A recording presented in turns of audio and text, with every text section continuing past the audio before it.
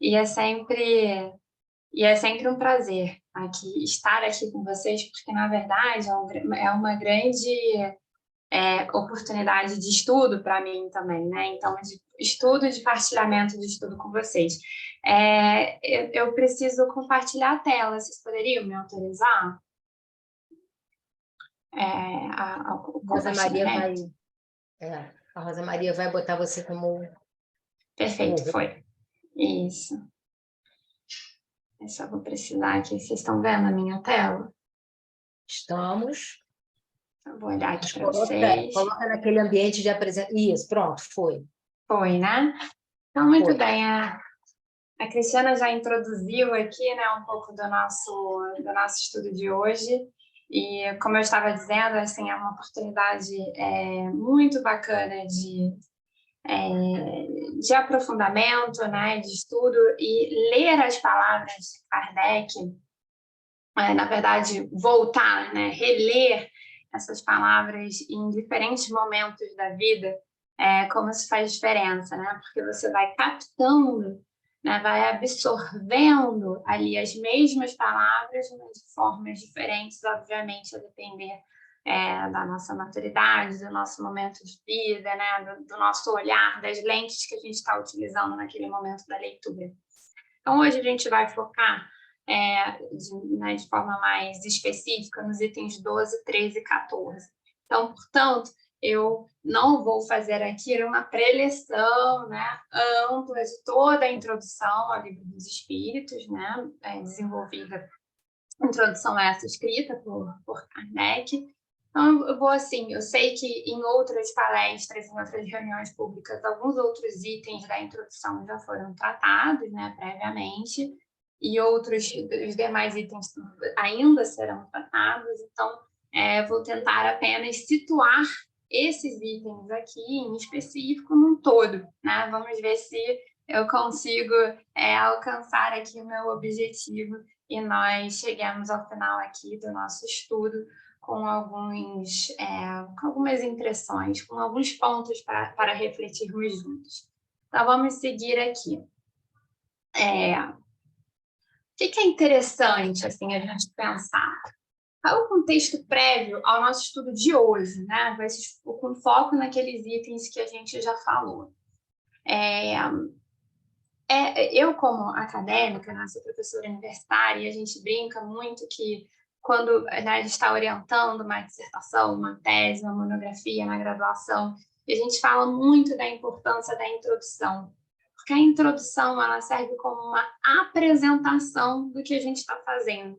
Então, a gente tem que, de alguma forma ali, situar o nosso problema, né? Situar o nosso objeto de estudo em alguma referência, né, teórica, desmembrar ali o que a gente pretende fazer, como que nós organizamos esse estudo e de uma forma que seja, obviamente, facilitada para o leitor, né, que o leitor, antes mesmo de entrar efetivamente na leitura, né, do trabalho, ele possa se situar, ele possa ter uma noção ampla do que se trata aquele trabalho. E como Kardec, né, eu já tive a oportunidade, né, de, em estudos passados, falar um pouco sobre Kardec, de todo esse contexto prévio dele, né, da sua história enquanto um grande pedagogo e, portanto, uma pessoa muito preocupada com a didática. No livro dos Espíritos não seria diferente. Então, essa introdução ela tem como função, tem como objetivo uma organização didática, né, elaborada por Kardec para apresentar as principais ideias contidas no livro. Então, na verdade, ali ele propõe uma estrutura de estudo. Olha, vou começar falando sobre isso, existem alguns termos novos que serão tratados. Você imagina, né, apresentar para uma sociedade, apresentar para uma comunidade, por menor que ela seja, imagina ali apresentar ali para aquele grupo de pessoas termos, né, ideias, conceitos que sequer foram tratados antes daquela maneira sistematizada que Kardec estava propondo. É um desafio tanto, né? Então a gente precisa fazer essa apresentação de uma maneira que as pessoas consigam compreender, e eu acho, e bom, entendo que tenha sido um pouco da intenção dessa introdução ao Livro dos Espíritos. Como é que ele organizou essa introdução? A escolha do Kardec para a introdução em específico foi separar essa introdução em 17 tópicos, né, em 17 itens. Então, ele começa com o primeiro item falando sobre definições do que é espírito, do que é perispírito, ou seja, termos novos, conceitos novos que ele estava trazendo ali no livro.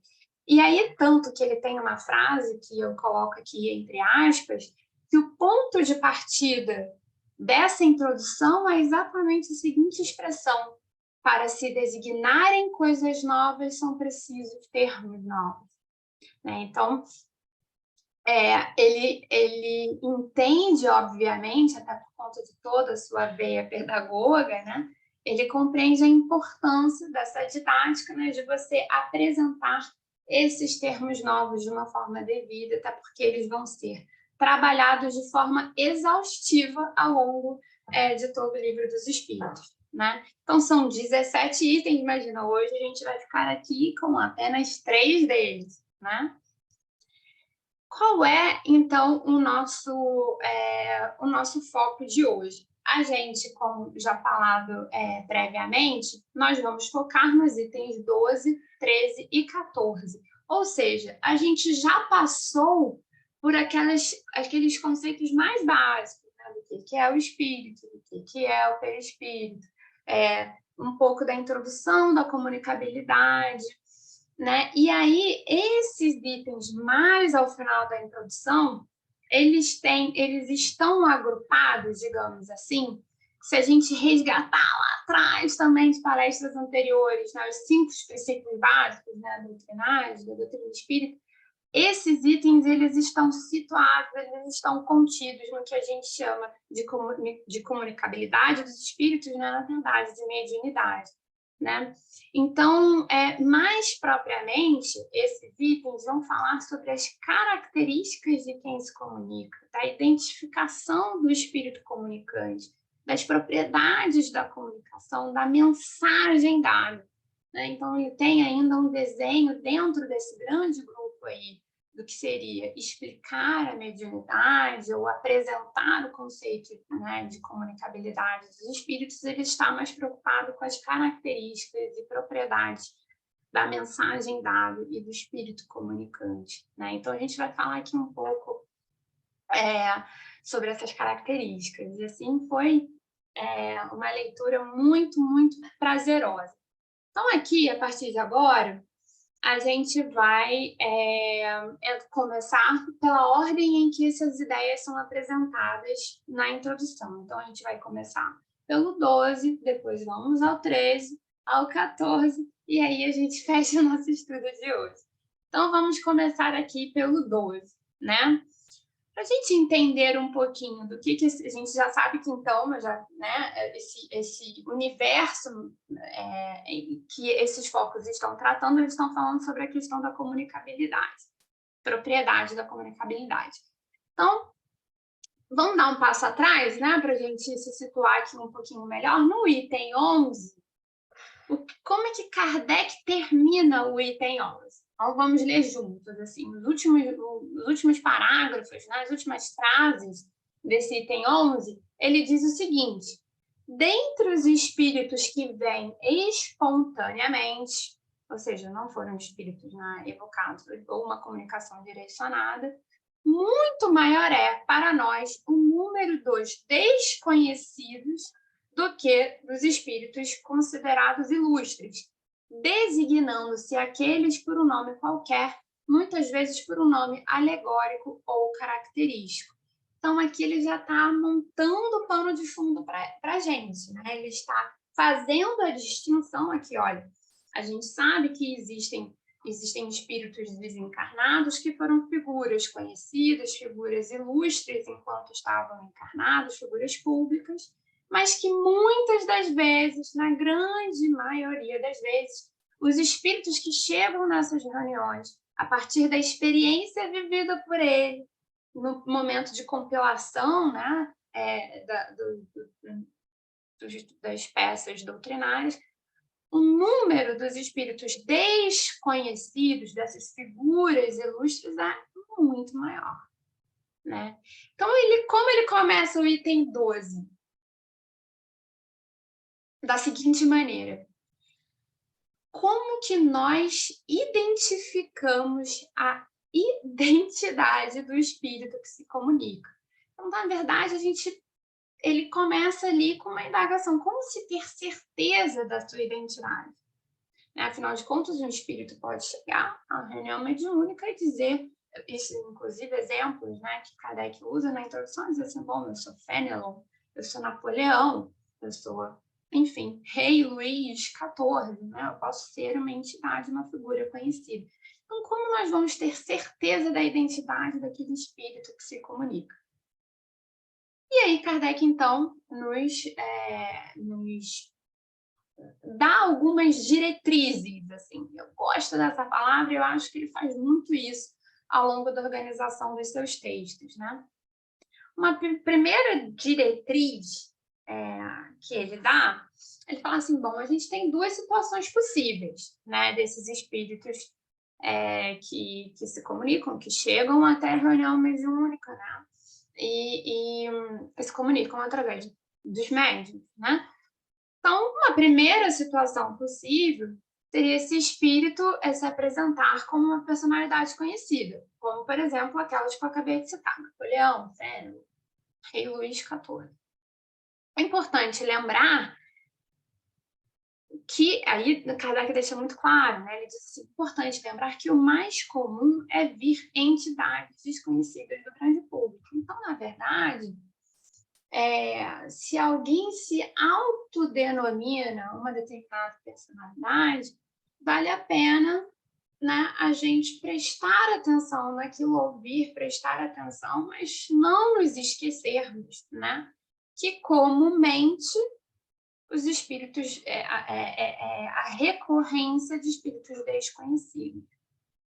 Ou uma outra situação possível é esse espírito se apresentar como alguém íntimo, familiar àqueles que estão ali presentes, ou alguém mesmo que esteja fora dessa reunião. E aí, como é que se dá a identificação? Nesse caso, a identificação ela acaba sendo um pouco mais facilitada, já que torna-se possível, né, a disponibilização de informações que fazem parte ali, que fizeram parte do dia a dia, ou da intimidade, ou da vivência daquele espírito, que pessoas conhecidas, que conviveram com esse espírito quando eles estavam encarnados, pessoas conhecidas, possam, digamos, verificar, né, e avalizar aquela identidade. Então, inclusive, por exemplo, a caligrafia, né, por meio de uma comunicação psicográfica, por exemplo, pode ser utilizada como fonte de verificação. Aí a gente sabe, então, era muito comum, por exemplo, nas mensagens de Chico, né, quando familiares que passaram por perdas recentes ou tinham, enfim, perdido entes queridos, né, seus entes queridos tinham desencarnado, e muitas das vezes as mensagens passavam instruções ou passavam elementos contidos ali na mensagem que ficava claro, né, de que se tratava daquele espírito, aquele espírito familiar que desencarnou. A grande questão é que no caso da personalidade conhecida, se você falar eu fui um rei, eu fui alguém conhecido, Napoleão Bonaparte, né? Como se checar?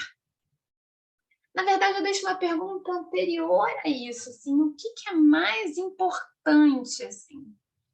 É saber, é termos certeza se foi Napoleão Bonaparte, ou nos atentarmos à mensagem que o suposto Napoleão Bonaparte deixou na reunião.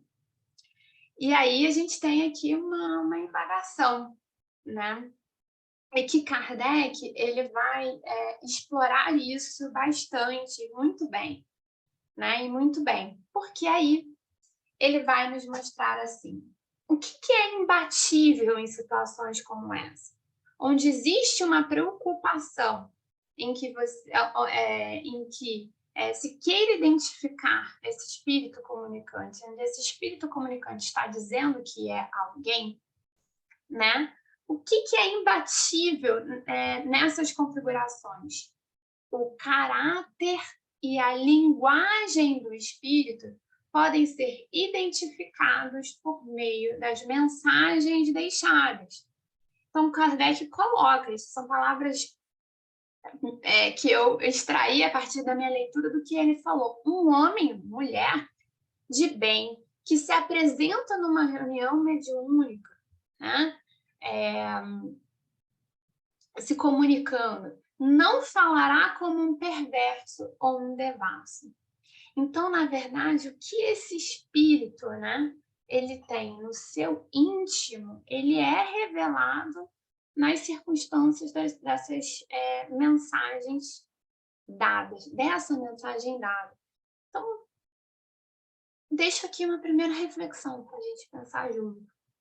O que será que é mais importante nesse universo, né, da comunicação dos espíritos, na parte do espiritismo ali, prático, no sentido de, né, na parte ali das vivências em reuniões mediúnicas. Saber quem é o espírito comunicante. O que é mais importante? Identificar, saber, ter certeza de quem é esse espírito comunicante, ou estar atento às suas palavras, procurando entender e absorver a mensagem dada. Porque, na verdade, o grupamento ali, quando nós nos reunimos com peças pertencentes a uma reunião mediúnica, por exemplo, né? Aquela reunião tem muitos objetivos. Tem um objetivo de assistência, de atendimento, de acolhimento aos espíritos que chegam até lá, mas também tem como objetivo a nossa uma oportunidade que a gente tem também de reforma íntima, a partir da experiência do outro, a partir da experiência do próximo. Então, cada peça que está ali, quer seja não só na condição de psicofone, mas na condição de uma escuta ativa, né? De um esclarecimento, na condição de um passista, todo mundo ali, na verdade, se vale, se beneficia da mensagem que é dada, seja da mensagem que é transmitida por meio de um mentor, seja da comunicação que vem por meio da experiência vivida por um espírito desencarnado que vai numa condição de assistência, necessitando de uma condição de acolhimento. Então, todas essas experiências são experiências que são importantes para a gente. E quando nós estamos atentos à experiência vivida, à mensagem deixada, de que forma essa palavra reverbera dentro de nós, a gente tem um melhor aproveitamento dessa reunião. E aí, para isso, a gente precisa estar atento à mensagem. Mais do que... É muito importante que estejamos atentos à mensagem. E aí, Kardec deixa a seguinte frase para nós. Quando estamos atentos, descobrimos tesouros. E esse tesouro pode, de fato, ser dado por Napoleão Bonaparte, mas também pode ser dado pela Júlia, de um sobrenome, mais uma brasileira dentro de 200 milhões de brasileiros, certo? Então, na verdade, a atenção à mensagem dada é uma primeira reflexão, é um primeiro ponto que eu acho que merece muito da nossa reflexão, né? Mesmo que não estejamos dentro de condições de reunião mediúnica, porque muitas vezes nós recebemos mensagens que foram psicografadas, ou mesmo mensagens mais comumente, né, de mensagens psicografadas, e essa mensagem chega até nós. Então, como ao ler a mensagem, como essa mensagem chega até nós? Como ela nos ilumina, né? Qual é o efeito que ela tem em nós? E aí, então, partindo dessa questão da identificação, dessa identidade, né? Desse desenho de identidade do espírito, Kardec entra no item 13 da introdução, né? E ele diz assim, bom, de repente, além dessa questão da identidade, existe uma outra possível preocupação concernente a esse processo de comunicação. Seria a divergência que se nota na linguagem dos espíritos, inclusive entre aqueles espíritos superiores. Então, ele está dizendo assim, bom, mas se o espírito é superior, na verdade, será que eles não deveriam pensar igual? Será que eles deveriam convergir? Será que eles deveriam utilizar os mesmos termos, os mesmos conceitos, as mesmas palavras? E como lidar com essas divergências, né? Ou com essas, digamos, assimetrias encontradas entre comunicações, né? E aí Kardec assinala que tem muito a ver com o item anterior, da questão da identificação, mas que ele ainda adiciona elementos. Ele diz o seguinte, vamos ler juntos aqui. Por isso é que dizemos que estes estudos, os estudos doutrinários, né, de uma forma geral, requerem atenção demorada, observação profunda e, sobretudo, como, aliás, exigem todas as ciências humanas, continuidade e perseverança. Como pretender-se, em algumas horas, adquirir a ciência do infinito? Ninguém, pois, se iluda. O estudo do Espiritismo é imenso. Interessa todas as questões da metafísica e da ordem social. É um mundo que se abre diante de nós. Será de admirar que o efetuá-lo demande tempo, muito tempo mesmo, certo? Então, na realidade, aquela questão da identificação também pode ser acessada em situações onde, eventualmente, nós encontremos algumas divergências divergências de conceitos, de palavras. Por quê? Porque, na realidade, todo e qualquer estudo, seja o aprender a falar ali na alfabetização, aprender a contar, até você saber identificar estrelas no céu, não importa qual ciência nós estejamos levando em consideração, a atenção, a observação e a continuidade, né? A perseverança naquele estudo são muito importantes. Esses elementos são muito importantes, porque, na verdade, a gente vai criando uma maturidade, né? A gente vai criando uma casca que vai nos auxiliando a identificar determinadas comunicações, identificar quando o espírito está querendo se passar por outro, por exemplo, identificar as diferentes formas de lidar com o mesmo objeto, né? E isso só o estudo mesmo diz, né? O Kardec, inclusive, ele utiliza uma expressão que é isso, nesse retorno à leitura, né? Para organizar aqui o estudo para vocês, uma expressão que ele usa, que é o espiritismo prático, né? Esse espiritismo prático também tem a ver com essa oportunidade do estudo, né? Da continuidade, dessa perseverança no estudo, que essa prática muitas vezes só vem quando a gente treina bastante, quando a gente estuda e quando nós nos colocamos à disposição, né, desse trabalho e dessas situações, que é só vendo essas situações inúmeras vezes é que a gente vai criando, digamos assim, um certo estofo, uma certa casca, para ir identificando diferentes configurações, diferentes desenhos, diferentes comunicações, né? Ainda no item 13, ele diz o seguinte, logo, pode ser que, de fato, empregue-se termos e palavras diferentes para, muitas vezes, falar de um mesmo fenômeno.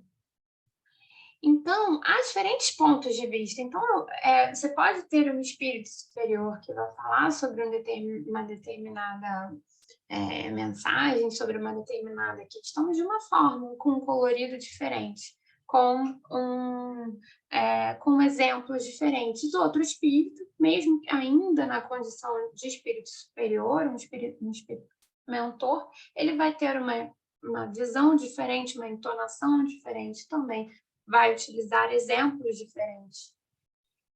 E vejam que, na verdade, a gente está falando aqui de situações em que a trajetória desse espírito são trajetórias que podem ser diferentes. Ele chegou a uma condição de espírito mais maduro, né, com uma maior compreensão e um maior entendimento, mas essa corrida, digamos, essa caminhada, se deu de forma diferente, né? Kardec até dá como exemplo dessas, digamos, diferentes percepções ou diferentes pontos de vista sobre o mesmo objeto, quando ele fala das diferentes definições de alma. Ou, por exemplo, quando ele fala sobre as diferentes definições de Deus. Então, há quem diga o que é Deus? O princípio de todas as coisas. O que é Deus? Deus é o espírito maior. O que é Deus? Deus está em tudo. Enfim, a gente, dependendo, né, de uma série de outras características, de uma série de outros fatores, a gente pode observar o mesmo fenômeno sob perspectivas diferentes. Por isso que, inclusive, eu trouxe aqui essa imagem, né, que eu achei super interessante para ilustrar um pouco esses diferentes pontos de vista, né? Então, a gente está olhando ali os palitinhos, né? As barras. Dependendo da sua perspectiva, você olha e tem 4 barras de um lado. Dependendo, tem 3. Da onde eu vejo, eu estou vendo 4. Da onde o outro vê, eu vejo 3. Mas se tratam das mesmas barras. E quem está errado e quem está certo? Imagina, se todos estão ali, são espíritos superiores, né? Numa situação hipotética, então estão todos ali numa condição de contribuição. E aí Kardec afirma: cada sábio possui o seu sistema. Então vai ter o sábio que eventualmente veio das ciências biológicas, das ciências humanas, das ciências, seja lá quais forem, né? Eles vão trazer os seus aportes diferentes. Os seus sistemas, a sua capacidade de descrever um determinado fenômeno são diferentes e tudo bem. Desde que o foco, a mensagem dada, lembrando do que a gente acabou de falar, desde que a mensagem dada, ela seja dada com um objetivo maior. E aí a gente abre aqui, então, uma segunda reflexão. Então, cada item, uma reflexão, né? Então, a gente vem aqui para uma segunda reflexão. Pergunto a vocês, o que será mais importante? A forma da mensagem, a palavra utilizada, ainda que a escolha da palavra seja muito importante, né? Mas o que é mais importante, efetivamente? A forma ou, nas palavras de Kardec, o fundo do pensamento, né? Aquilo que nós conseguimos extrair da mensagem, né? Aquilo que nós conseguimos depreender da mensagem. Então, de novo, né? A gente chega aqui você vê que as ideias apresentadas por ele são ideias que estão eminentemente encadeadas. Então, falamos da identificação do espírito, agora a gente está falando aqui sobre situações de divergências entre mensagens, divergências entre conceitos, divergências entre termos utilizados. Mas qual é a conclusão que a gente chega em ambas as situações? O conteúdo da mensagem, esse fundo do pensamento, eu gostei disso, né? Assim, o fundo do pensamento, ele me parece mais relevante, né? Mais importante aqui, a forma como isso chega aos nossos corações. E aí, caminhando aqui para o último item, né, que a gente vai estudar dessa introdução ao Livro dos Espíritos, a gente tem o item 14. Então, o mesmo vale para a questão ortográfica. Ele traz, assim, essa questão eminentemente ortográfica que vem, obviamente, a partir de psicografias realizadas, né? Então, ele se pergunta assim, o que fazer com mensagens que eventualmente contenham um erro ortográfico, né? Ou uma forma de escrever e tal não compatível com as normas ali, vamos supor aqui no nosso caso da língua portuguesa, né? E aí ele diz o seguinte, a Kardec diz o seguinte, o mérito de alguém, primeiro estudo, o mérito de alguém não está necessariamente associado à sua forma de escrever. E também tem outra coisa. Existe uma questão que nem sempre nós médiuns, né, receptáculos, digamos assim, ou esse instrumento de comunicação, nós temos condições de absorver essa mensagem de forma correta, né? Ou nós temos no nosso vocabulário, um vocabulário restrito, né, de nós que estamos aqui encarnados no corpo, né, mergulhados na matéria, nós talvez também não tenhamos acesso a um vocabulário tão vasto e tão amplo, né, que eventualmente espíritos superiores que estão desencarnados, que estão vendo e observando fenômenos muito mais amplos e de maior envergadura do que nós aqui encarnados podemos ver. E aí, às vezes, essa ponte também apresenta ali questões, né? Apresenta desafios. E aí, Kardec nos diz, para os espíritos superiores, fazendo a conexão com o que a gente acabou de falar, a ideia é tudo, a forma nada vale. Então, eu preciso chegar à intenção de um espírito superior que se coloca à disposição de uma reunião mediúnica, venha uma reunião mediúnica para instruir, para acolher, para assistir aqueles que lá estão.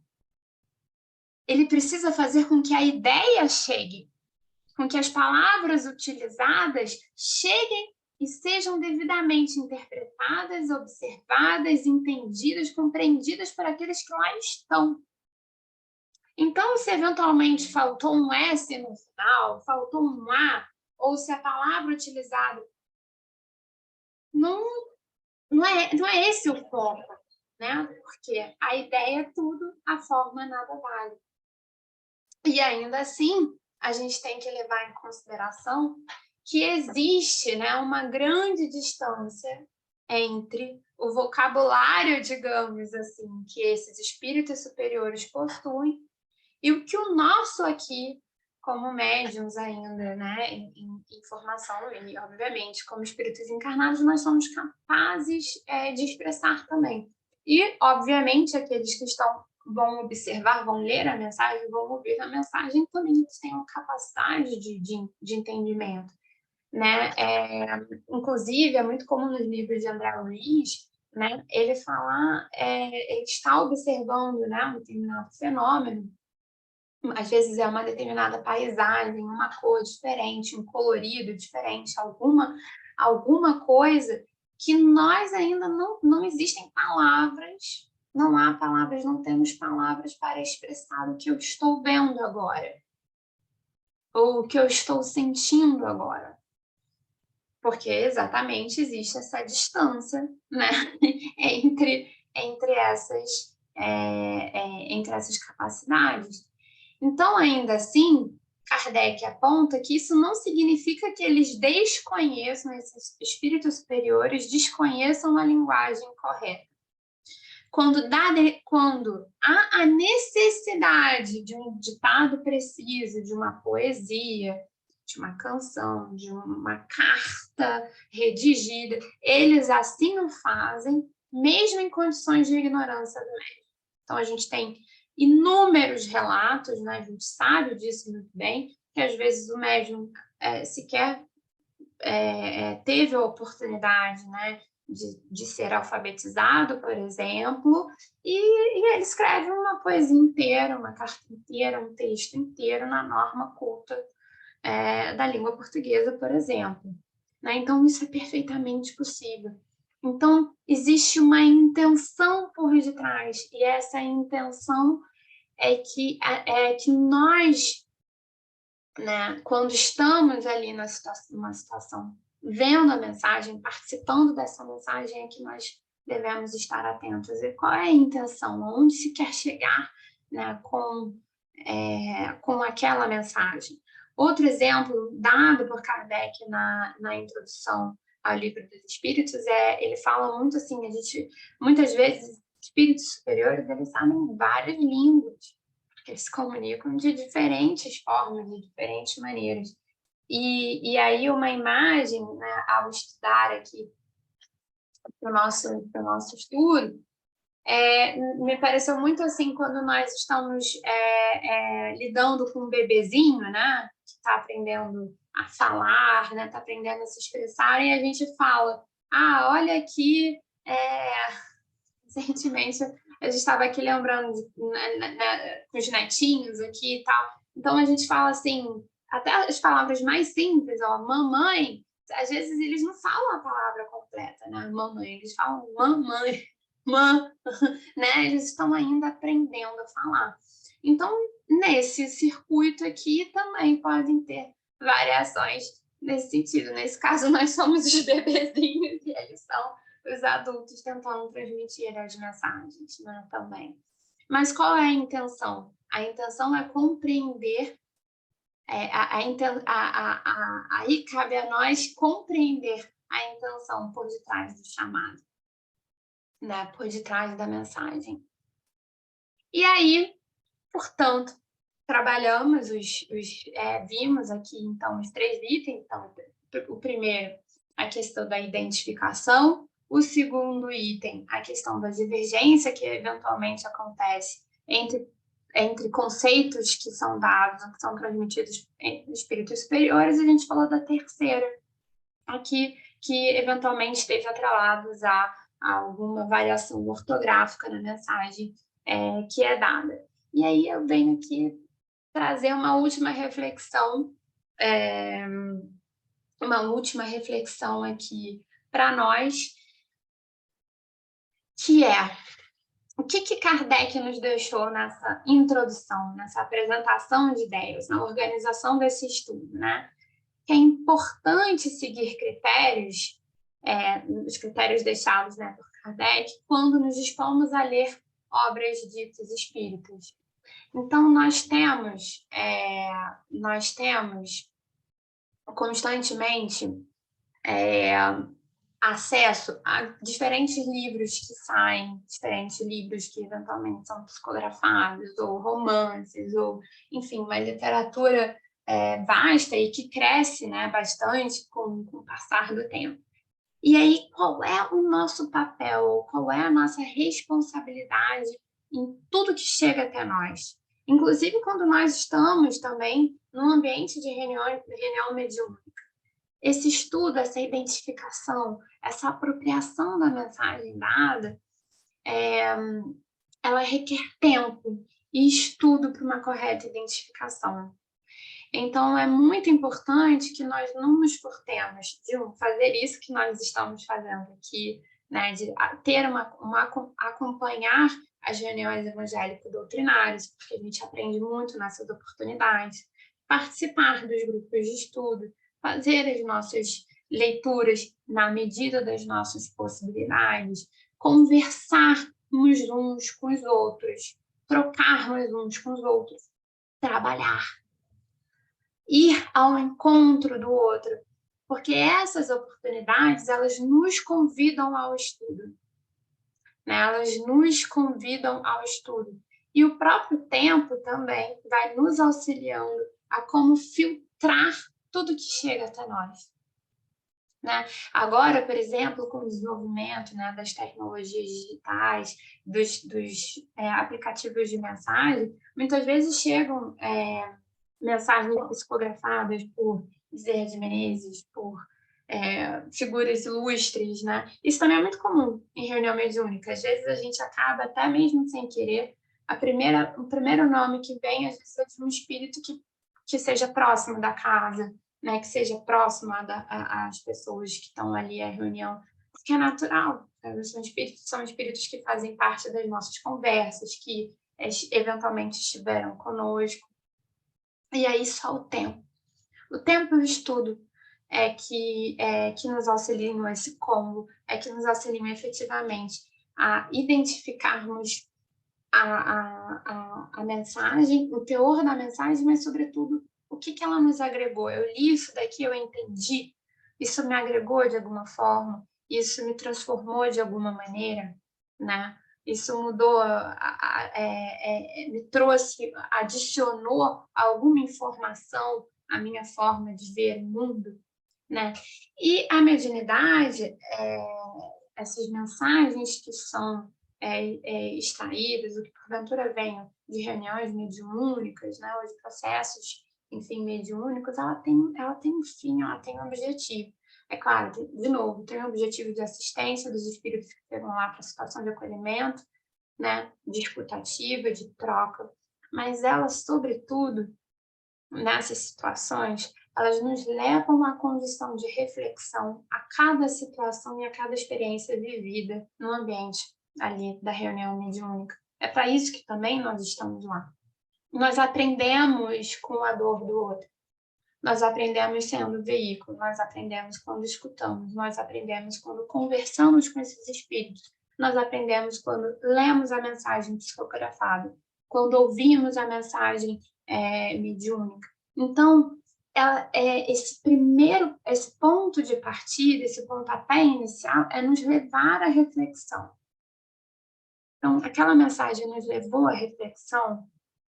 Segundo passo, né? Segundo momento, ela provocou uma transformação pessoal, por menor que seja. Quando eu digo transformação pessoal, ela nos fez identificar alguma coisa dentro de nós que podemos nos atentar, que podemos pensar um pouco mais. Ela nos fez, de alguma forma, pensar assim, isso aqui acertou em cheio numa questão que eu estava precisando rever, que eu estou precisando refletir um pouco mais. E aí essa transformação pessoal, quando nós estamos no mundo, nós que convivemos em sociedade, que convivemos em comunidade, e que de alguma forma temos a noção de que de colocar o outro, como nas palavras da veneranda Joana de Ângeles nos diz, colocar o outro na centralidade das nossas ações, essa transformação pessoal, ela também provoca uma transformação social, quer seja essa sociedade, a nosso núcleo familiar mais restrito, aqueles que convivem conosco, que trabalham conosco na reunião mediúnica, ou nos trabalhos evangélico-doutrinários, ou na evangelização, onde quer que nós estejamos. Então, é para isso que essa mensagem mediúnica, ela tem essa função, né? Uma função de transformação pessoal e de transformação também de um grupo, né? Nós estamos aqui juntos e temos aí também que fazer esse esforço, né? De identificar nas mensagens dadas de que maneira elas contribuem para as nossas vidas, porque há sempre tesouros escondidos nas mensagens deixadas. Então, foi um prazer enorme fazer esse estudo, estudar para ele, relembrar aí passagens importantes de Kardec, não esquecer desses critérios kardecianos da perseverança e da escuta atenta, né, dessa observação atenta, para que sigamos podendo nos beneficiar das mensagens deixadas por aqueles que velam por nós, porque não estamos sozinhos nessa caminhada. Muito obrigada pela atenção de vocês. A gente é que agradece, Ju.